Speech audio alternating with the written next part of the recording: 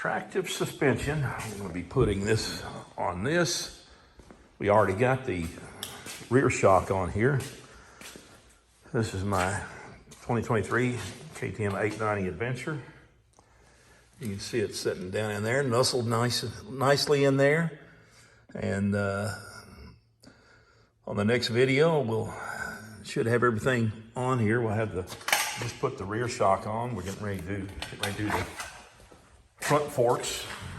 Put the suspension on that. It'll also have the rebound setting as well as the compression on this, and this has the rebound, but this will have the other setting. It'll have another setting on here that says just the two settings. Each one will have two settings. I believe that's right on this. Preload is what I meant to say, preload. It'll have a preload on the springs, where this one has just rebound and compression. So, and then we'll go over all the specs and the upgrades that I've done to it. Yeah, and then probably do a little ride review of it, how it handles and everything. Right now, the way that rear shock does, I'm 260 pounds, so I definitely had to spring it. I felt like I was squatting pretty low. I have a 32 inseam, and I raised the seat up a little bit, but I put lower and wider Evo, I think they're Evo 4 foot pegs on this, which, man, it made a big difference. And I got bar risers on it. And so I didn't do any tilting of the handlebars. I just went up and a little forward by flipping the bar mounts around where you can. I noticed it was kind of back this way a little bit, kind of crowding me a little bit. So I'm kind of used to, bikes like this, and a little more like those bikes. Yeah, I got a few little toys here, my kids' quads. And got the Aprilia Touareg, got the KTM 500 EXC Dash F 2022. And now I've got the 2023 to go along with my bikes here for collection, and we'll review all I should be able to do on this. And I used that right there was come in handy to put the shock in there, and TracTive suspension. And so this will be spec'd out to, you might say, the first production 2022 Norden 901s, 220 millimeters. Actually, theirs was 220 and 215 on the back.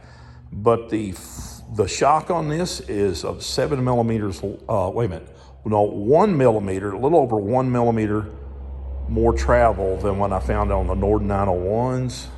That's on the spec page. But when you take that 1 millimeter difference of stroke, and then by the time you add it out to here of travel, you gain about, that 1 millimeter turns into about like 5 millimeters or more. So I've gotten more like 220 on the back and 220 on the front. So it's pretty much a square. And really the travel on my 1290 Super Adventure R is 220 on front and back. So, but of course it's a little bit lower, and it will bring it, it did bring it up about a quarter, not quite a quarter of an inch on the back after I measured the ground clearance. I went up just a little bit, not much, because, I haven't done anything with the front forks. So when I do that, all in all, I probably get about close to ½ inch more than what it is. So, which is not, at least you don't need a step ladder to get on it like you do on the 890 Adventure R, if you don't have super long legs. But, and I found the lower center of gravity even running a little bit lower. This thing is so nimble, so easy through the trails. You don't have all that weight up high. The bikes don't have weight up high anyway, you know, so then when you've got it, you know, a half-inch lower than the, yeah, or almost an inch lower, actually, seat height, probably more, like an inch and a half, who knows, I don't know for sure, than the R, but it's going to have great suspension, so I liked how I like how it rides really good. I don't want to get away from that real nice cornering and being able to, you know, lean through the curves on the road and stuff like that. So it really, I don't want to get to the point that it's not, that it's only a dirt bike, but at the same time, you know, handles everything. And when I put that rear shock on there, it already was a game changer, the way it felt. It was amazing, absolutely amazing. Like I said, I'm 260 pounds. And so I did get the spring set for me, and it rides so much more, it's plusher, and it doesn't, you know, feel like I'm really dipping down really bad. So, you never want to hit the bottom of these when you're on any kind of terrain anyway. It just doesn't feel good, and you start losing control over if you're getting off the road a little bit. So there we are. There it is, and we'll have those springs put in from the TracTive. I got it from Ted Porter's Beamer shop, and I got it from I went to the Norden 901 page, and I got just the settings. I mean, it's just the setup for the factory Norden 901 first gen, not the 270 millimeter, 240. You can actually get it up that high, but if you're gonna spend that kind of money, just get the R, you know. But me, I love the stealthy look of this bike, and that's what made me get it. And it'll handle, be able to take the trails great. Maybe I might want to change the you know, tires a little more aggressive, kind of like the way my 1290 is set up. You can see the knobbies on it. Yeah, and yeah, I hadn't been riding this too much. I thought I had issues with it, and then it wasn't that. I just needed to, you know, I do have to adjust the spokes on this thing. My rear wheel's wobbly really bad, so I haven't done that yet.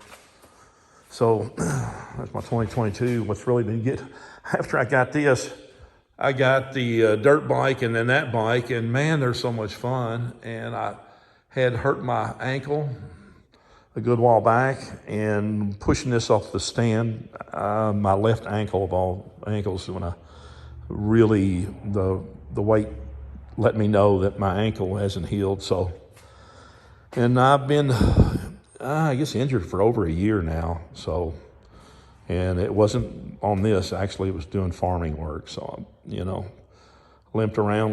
Then when I got on it, it's great to take rides. I don't know, I got like 800 miles on it, something like that, not many miles. Actually, maybe a little more, and then I got maybe 700 miles on that, and I don't know, miles on that thing, just a bunch of hours. And I've been having so much fun with this. It's you know, I hadn't had it long because I've been doing a little work on it stuff, and like the suspension, and the weather's been just terrible. It's like rained every week.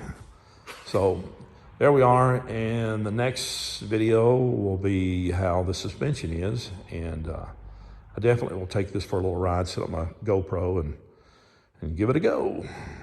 And there it is, my 2023 Adventure 890 Adventure.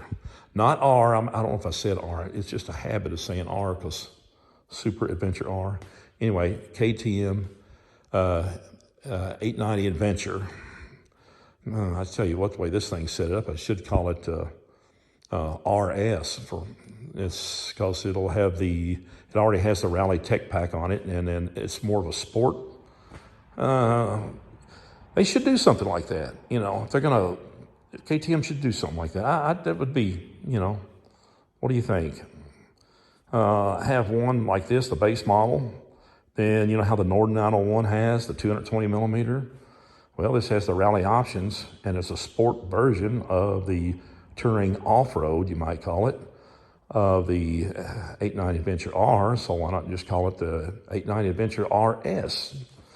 But then again, that, who knows, it might, well, it'll bring your sales up, I'm sure, on this, and not so much focus on the R or just the rally, R89 Adventure Rs, but that's what they need to do. So I'm just gonna call this my, maybe I'll have that on there, 890 Adventure RS. Because it definitely, look at it. I mean, just look at it. Does it look sporty or what? Yeah. And I did pay for the Rally Tech Pack on this thing, the complete. When I got it, it was senseless not to get it. I knew I wanted it. You know, why get it only to be mad at myself later and wish I had it? So I paid for it. There it is. Thanks again, and get this uploaded.